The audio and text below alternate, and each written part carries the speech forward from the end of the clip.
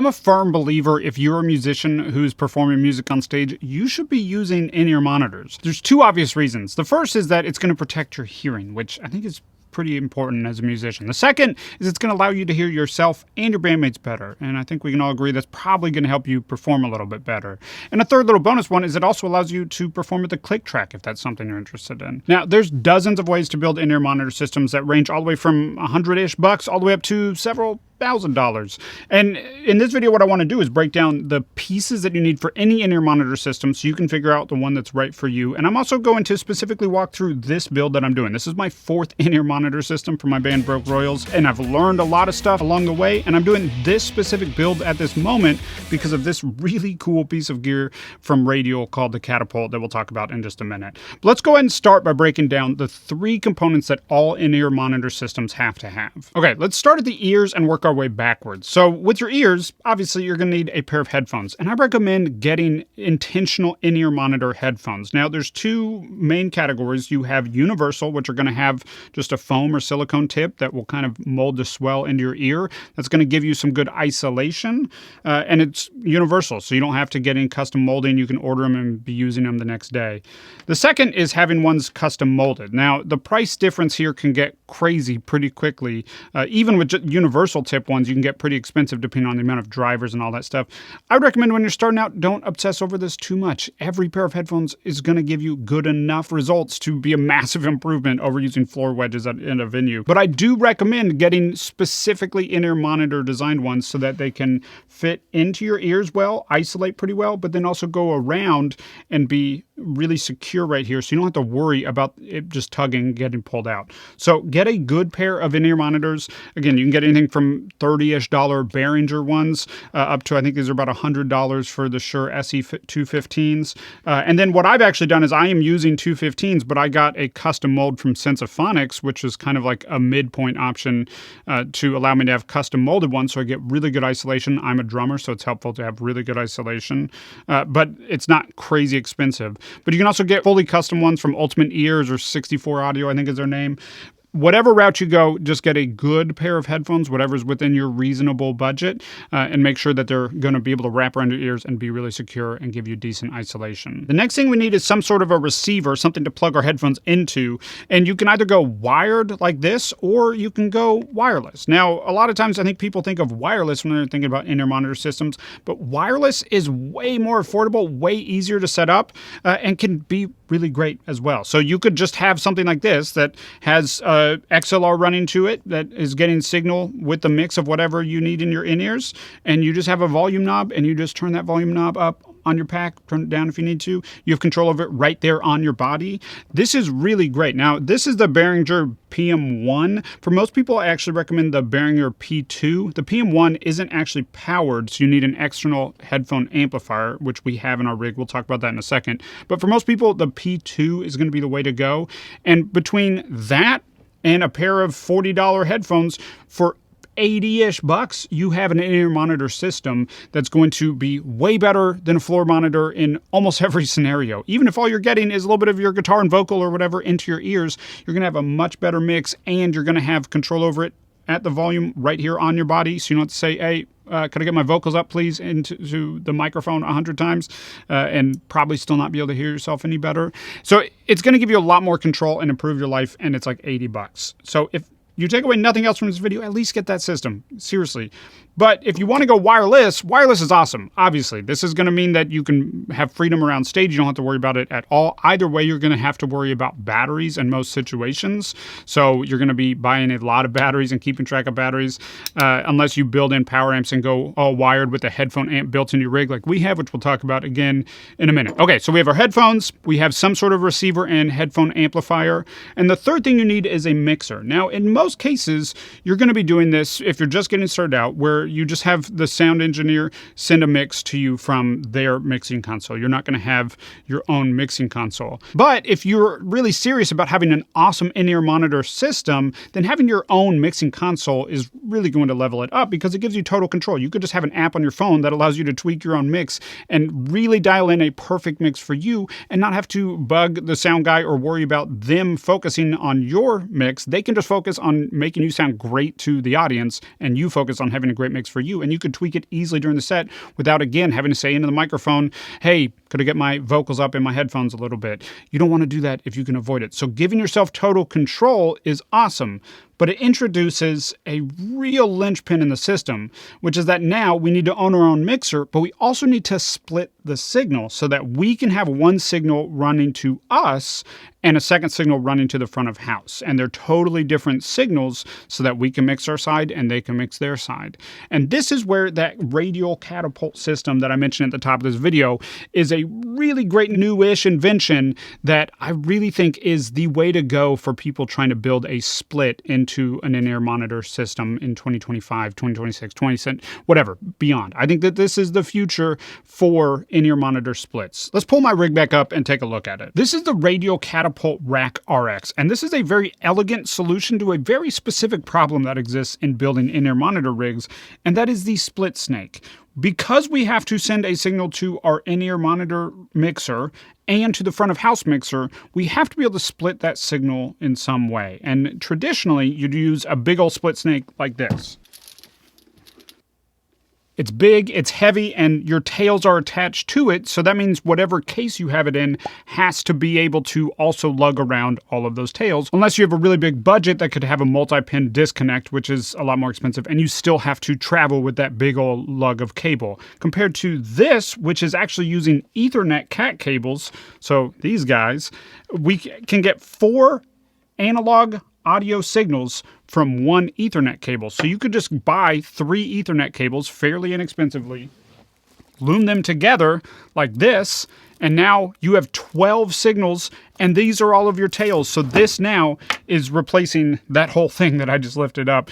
It is significantly lighter and significantly smaller, and it gives us an easier way to patch in from the stage. So as I mentioned, this is the Catapult Rack RX, meaning it's the receiver. So it's going to receive the signals from the stage, and then it's going to give us outputs that we can plug into our mixer and pass a second level through cat cables that we can send to front of house. And that means instead of running all of our XLRs to our in-ear monitor rig like we used to have to with the old split snake, now you just buy these little cat breakout boxes that give you 4 XLR or TRS inputs, depending on what you need.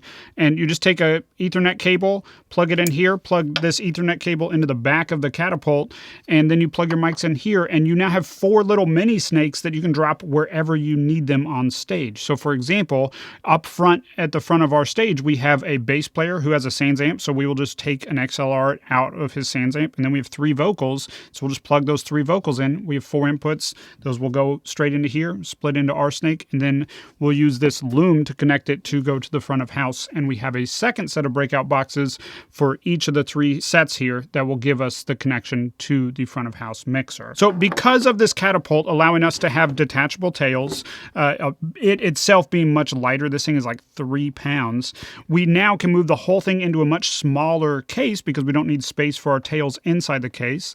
And between the Catapult and the smaller case and everything, this is an SKB fly rig case. The whole thing is literally more than 80 pounds lighter than our last rig build. So very, very excited for this build. Now, I do want to take just a second to shout out Sweetwater. If you don't know Sweetwater, they are absolutely the best music store in the United States. And I told them about this idea. I told them I was thinking about putting a Catapult into our in-ear rig monitor and switching to this case. And they were kind enough to send out the Catapult and the case for me. But everything else that we're looking at in this video, I have bought with my own money. And these are the exact same components I was going to do whether or not they sent them to me. So you would be hearing about them either way. It's not influencing any of my decisions or me choosing to share this with you. They were just kind enough to support me in this channel, and that's really cool. So if you are thinking about putting together an in-ear rig, whether it's something complicated like this or a super simple $80 setup like we talked about earlier, I highly recommend you go through Sweetwater. If you use the links down below, it won't cost you any extra, and a small amount will come back and support me in this channel. But let's go and talk about the rest of this build. I want to walk through step by step what all is in this rig so that you can figure out how you can make your best rig for yourself. If you're interested in doing a split snake mixer system, this might be something that is actually a lot more attainable than you realize. Okay, so if we go back to thinking from our ears backwards, the first thing you'll need to get is some in-ear monitor headphones. Then you'll need to make the decision between wired or wireless. Now, in this rig, we're actually using both wired and wireless. The drummer and the keyboardist, so myself and the keyboardist, are using these wired PM1s. These give us volume control at the stage, but they do not provide the headphone amp. So to get the amp, we're actually using this cool HP60 from PreSonus. And what makes this unique compared to a lot of headphone amps is it has 6 independent mixes. So you can have 6 separate mixes. So the keyboardist and I have individual mixes that come to these PM1s, and then this gives us volume control on stage. The P2, you don't need to have a headphone amp, so you can just run an output from your mixer. So you wouldn't have to have this rack space. But the cool thing with this setup is you don't have to worry about batteries, so it's never going to die on you. For me as a drummer, that's like my biggest fear as a band that uses click tracks, is that my pack will die and the rest of the band will be hearing the click track, but I won't be hearing the click track. That's horrifying. So point being, I'm not willing to have something that might die on me on stage. So having the headphone amp from here is really great. You can also, if you only need one, take the headphone output from your mixer. Most mixers have a powered headphone amp, so that might also work for you, and then you can just use a PM1. But you can also just get a P2, and that's going to be powered, and you just change the batteries before every show, and you're going to be totally fine.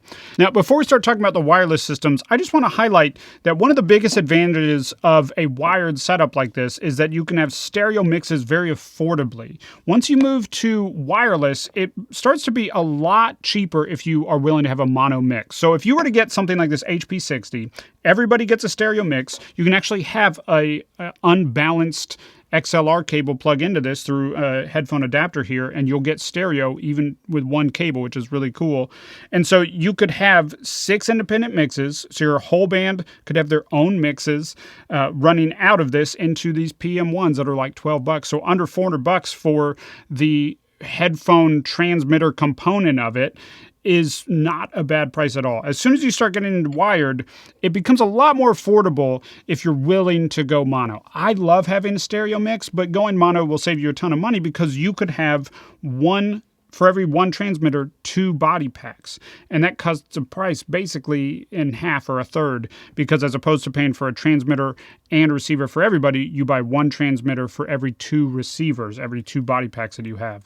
And then you have one mix, the left mix is one person's mix, and they'll hear it full just mono, meaning that there won't be a difference between the left and the right ears, but they'll get their own independent mix, and you can have 2 mixes per transmitter.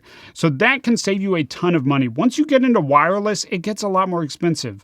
We're using the PSM 900s because I had a buddy selling the PSM 900s for the same price as I could get PSM 300s new, but any name brand wireless system is going to be good enough in 2025 and beyond, and they all sound really good. And the biggest thing you get as you go up in price ends up being more about the bands, how much of the frequency range you can access. So you're more likely to get a clean signal as you go up in price point. And then there's also probably some fidelity stuff that I don't really understand or know about, but you might be able to discern some amount of an audible difference. But you'll have more luck with frequency bands and then build quality and all that stuff. But point being, you could get into this fairly affordably if you're willing to go with mono mixes for everybody, so you can have 1 transmitter for every 2 receivers, and then maybe wired for the drummer or whatever, since he's obviously not going to be moving around. I say as a drummer that doesn't move around. Okay, so that's the starting point after we have the mixer. Let's talk a little bit more about the mixer that we have in this setup and how that interacts with the split snake, how we have it all connected, because that's something that I've spent a ton of time researching and figuring out over these 4 builds, figuring out the best way to do this. So with your mixer, you have 2 numbers you need to be thinking about. The first is your number of inputs. You will obviously need enough inputs for everyone to be plugged into it. That's pretty obvious. The second one is the number of outputs. And you might need more than you realize. If you want stereo outputs, you need 2 outputs for every person's mix. So if in this case we have 6 stereo outputs, we have 3 wired mixes and 3 wireless mixes, that means we need 12 outputs from our mixer. If you're willing to have mono mixes, then again, you'd be fine if you have a 4-piece band just having 4 outputs. That would be totally fine. So we're using the Studio Live 32R, which is awesome, but probably overkill for a lot of people because it's 32 inputs and 16 outputs plus stereo outputs. So a lot of flexibility in this mixer. I love it because it's only 2 rack units, so it's fairly compact in terms of how much space it's taken up in the rack, but it is pretty deep and it's pretty heavy, so it might be more than you need. Another great option is the Studio Live 16R, which is only 1 rack unit, gives you 12 inputs on the front, so you could have a similar kind of situation as to what I've done here, and it still gives you plenty of outputs for most people. And then probably the most common for an affordable rig is the Behringer XR18, which gives you 16 inputs and 6 outputs plus main outputs, so you could have at least 3 stereo mixes or 6 mono mixes from that. And that's narrower, but 3 rack units. So it takes up less total space, and it can have rack ears and all that stuff. So you could take up a little less space. It's a little bit lighter than this unit, and it's a lot more affordable. I think it's like around $500. So that's a great way to get into it, and a good mixer for a lot of people. Okay, so we've talked a lot about how this is all wired from the front. The one thing I want to mention before we flip it around is that we are using these low profile XLRs. I had to find them on Amazon to get them at a reasonable rate, but we are using them so that it takes up as little space and it's not sticking down super long like most right angle XLRs. And then I was able to use what's called a lacing bar to just zip tie all of the extra cable here so it stays nice and clean and really tight, and I don't have to worry about anything getting loose or getting pulled on and it messing up the connection. Okay, let's flip this thing around and look at the back. Okay, so as you can see, there's a ton going on here. To get everything to fit into a small space, you have to be pretty strategic, and you need to plan. And you'll also probably want a lot of right angle stuff if you're going in a small case like this. But in any case that you're building, you want to be intentional and you want to plan, so you don't just have a jumble of cables that's way too complicated. If anything gets unhooked when you're working live, you can't figure out what's going on. You want to know exactly what's going on. You don't want just a bunch of loose random cables. So you want to plan intentionally. And then you might also need to get some little custom stuff built. So in this case, the Cat5 inputs, once you have them in the back, it's a little too far to reach comfortably at a venue. So I got this built from Redco, I believe is the name of the company. It's not super expensive to get these custom ones built for you. I am not someone who solders, and building one was going to be way too complicated for me to do on my own. So they have a very easy website that allows you to get a custom built panel. And I just have basically 3 cheap Cat5 or Cat6 shielded. Always make sure your Cat cables are shielded for these kinds of builds. Cables that are just connecting from the back of that up to the front here, and then these 3 are what we're going to patch from the stage, and these 3 are what we're going to patch directly from this loom and send to the front of house.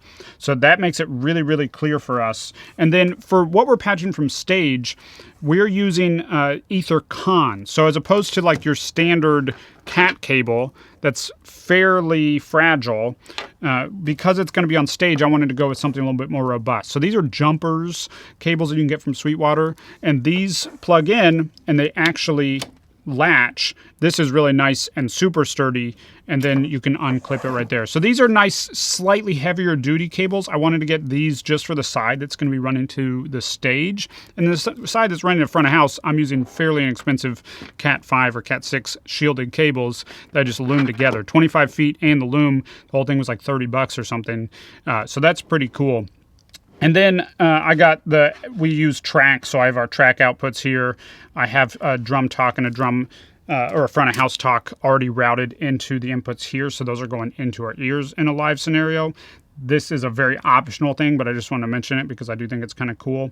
And then in our case, I know this is not advisable necessarily, but we use our mixer for our playback, for our click track, and for our tracks. We've never had an issue with that. I've done it for every in-ear rig that we've built, and it's been flawless for us. So while I know it's not the best, it's totally been fine for us. And we don't have tracks that are super important. We have some intros here and there, but for the most part, we're just using a click track. So we have a USB input here.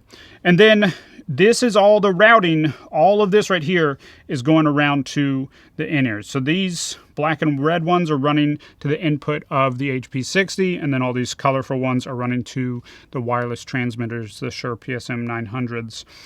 Again, just be intentional that you're getting right angle stuff. So I had to get a right angle IEC here. And then the last thing that's important to note is you'll need a router. In this case, I'm using the same router from my last build, so it's bigger than it needs to be. I'll put a link down to one on Amazon that I would have put in this if we didn't have one that was already working. That's a whole lot smaller and would be totally fine. I know a lot of people use it in their in-ear rigs. But this is great. You need a space for your router. You need it to be mounted. And then you got to be thinking about all the power. So in our case, I got a PowerCon adapter plugged in that just has a regular output on the end. So I can just plug in a little surge protector here And then I have all of my units plugged into the surge protector. I built all of that onto a shelf, and then I just plugged everything in, slid that shelf in and screwed it in, and that's what we've going on here. And then I'm using another lacing bar here, and I have another lacing bar on the inside there, making sure that all my cables that are plugged in are connected so that nothing is going to be loose and potentially get disconnected in a live setting. You want to be careful with that stuff, especially when things get shaken around while they're moving. The more you can have it really drilled down, you don't want it to go anywhere, the better. Okay, I want to finish with some closing thoughts, things that I've learned over my 4 builds that have informed this one that I think will help you a ton as well. But before I do that, I just want to say that I'm taking every little detail of what I've put into this rig and putting them in links down below. And this is not even about the affiliate side of things. This is because I've watched so many of these videos where people show awesome builds, but then they don't link to what they use. So then I had to spend forever trying to figure out what specific thing they used. So I'm going to link everything that I use specifically, or in the case of the PSM 900s, I'll link to a more affordable one as well, because I think that's a little more expensive than most people need. But only gear that I know would be perfect in a rig build like this. So if you're trying to build something similar, you know exactly where to get it. It took me forever to find these lacing bars, for example. So every little detail, the shelf, all of it is going to be linked down below. Again, I don't care if you end up not going through those links, but if you use those links, that's cool too. Okay, let me finish with some closing thoughts from someone who's now built 4 in-ear rigs and actually built some others for friends. The first is that to make this a truly consistent system, meaning that it will be exactly the same every time you use it for the most part, then you need to provide your own microphones. Otherwise, every microphone is going to sound a little bit different, have a little bit different output volume. So at each venue, it's going to sound a little bit different in your ears. You're going to have to tweak the mix every single time. But if you provide your own microphones, then it's going to be almost identical mix every single time. The only thing that's going to change is kind of the amount that the room is kind of bleeding back into the microphones. But otherwise, it will be basically the same mix every time, which is also great because it means that every practice is going to be almost identical to every performance. So you don't have a big disparity between how it sounds when you practice and when you perform. That's huge and is way better than having one kind of crappy floor monitor during practice and then going to a venue that has totally different monitors that may or may not be mixed right. You'll have great in-ears that are protecting your hearing for every practice that sound the same at practice as they do at the show, especially if you're using your own microphones. Now, a little bonus with this is that you don't necessarily need every single drum microphone. In fact, if you're playing to a click track, you might not even need drums in your in-ears, but you probably only need kick and snare and maybe toms. And that's probably going to be enough. So you might be able to get by with just 4, which is also nice because then you just have one of those little breakout boxes back by the drums. And again, if you're playing with a click track, you might not even actually need drums in your ears, but I'll leave that up to you. Okay, number 2 is that you want to label everything on both the input side, so making sure that your vocal mic, the input on the breakout box is clearly labeled so you know that you're going into the right input for that vocal or whatever. And then the tails that you're handing off to front of house to patch into the front of house mixer should be clearly labeled so there's no guesswork, there's no opportunity for them to be confused about what is what. If you have a synth, it should say synth on the mic input that they're plugging in. It should be extremely clear so that they can patch it without talking to you and possibility of things getting confused. Very important. And with that, to make it even simpler, color code everything. This is something I'm stealing from Adam Neely, who has a great video on building a very similar IEM cat split rig. And he said you want to make it emotionally difficult to mess up plugging things into the right place. So basically, on our loom here, the output that we're sending to front of house, we have color-coded red, orange, and yellow. And then over here, we have red, orange, and yellow. And I would feel bad if I plugged a red cable into a yellow output, right? So it just makes it where it's going to be harder to mess things up. I just got a bunch of cheap electrical tape from Amazon. Again, I'll link to it down below, and then just color-coded everything. Super easy to do. A little extra foresight is going to make it way quicker and more error-proof, as Adam Neely called it, when you're at the venue. So highly recommend color coding. Very excited to finally have that in the system. Haven't done this on previous builds. Great idea, Adam. Okay, let's go and talk about number 4, which is that wired isn't a dirty word. I think a lot of people act like if you're doing an in-ear monitor system, it has to be wireless. But if you're stationary or you already have a cable running to you anyway, how much different is it really going to be to have another cable? You could even loom them together the way that I did here. So it's kind of like just having one cable anyway, and it can make it way, way, way cheaper to have a much more impressive rig. Personally, I'd rather you have a wired rig with something like that HP60 and these PM1s, because then you don't even have to worry about batteries. And that takes out RF signals, takes out a lot of the cost, and it shifts it to being able to have the mixer, which gives you full control. I'd rather you have full control over having just a wireless system that you have to set up every time at the venue and rely on the sound engineer there to give you a fully wireless setup. Personally, I'd rather go with a split system like this that has the wired in-ears. That's my preference. So wired isn't a dirty word. It can save you a ton of money. You could have full stereo mixes, single cable running a stereo mix to you. It's a system that has a lot of advantages. Okay, the last thing I want to leave you with in this video is that it's important when we are doing stuff like this to not lose the vision of why we're doing it. All of this is just to help making perform music easier and more fun. Once you get to the venue, you set all this stuff up. Once it's set up, this should disappear. You should just be able to hear yourself better and be protecting your hearing. It takes some foresight, it takes some effort, it takes some investment, but once you do this, it will make performing more fun, and that should be the focus at the end of the day. So take the time to make your system as simple as possible and as error-proof as possible, as Adam called it, so that when you're at the venue, you can just be enjoying it. The only reason I'm on my 4th build is because we wanted to make it smaller and lighter, because transporting a big heavy case in our mid to late 30s with kids and all this stuff is not necessarily the easiest thing to do. So having a much smaller, flyable rig that I could throw in the backseat of my sedan is definitely a worthwhile investment, in my opinion. So something that's lighter and smaller, that's worth doing. But otherwise, build it once, use it for years, maybe never even update it. You might just be able to use the same thing for years, and it's going to make performing easier and more fun for you. This is all about the music at the end of the day. Don't forget that. Okay, if this is the first video of mine you've ever seen, I generally am actually talking about how to record and produce professional sounding music from your home. Not even necessarily studio, but from your home. And if that's something you're interested in, definitely check out this video that I'll link to above here. Before you go, I'd love to hear from you. Do you think you want to build a system like this, or get something like that $80 system we talked about at the start of this video? In my opinion, there's no reason that you should ever perform a show again without some sort of in-ear monitors to protect your hearing and to let you hear things better. It's a worthwhile investment. And if you go complicated like this or super simple and cheap like that, either way, I think it's worth doing. Let me know down in the comments below. If this video is helpful, be sure to like, comment, and subscribe, and I'll see you in another video real soon.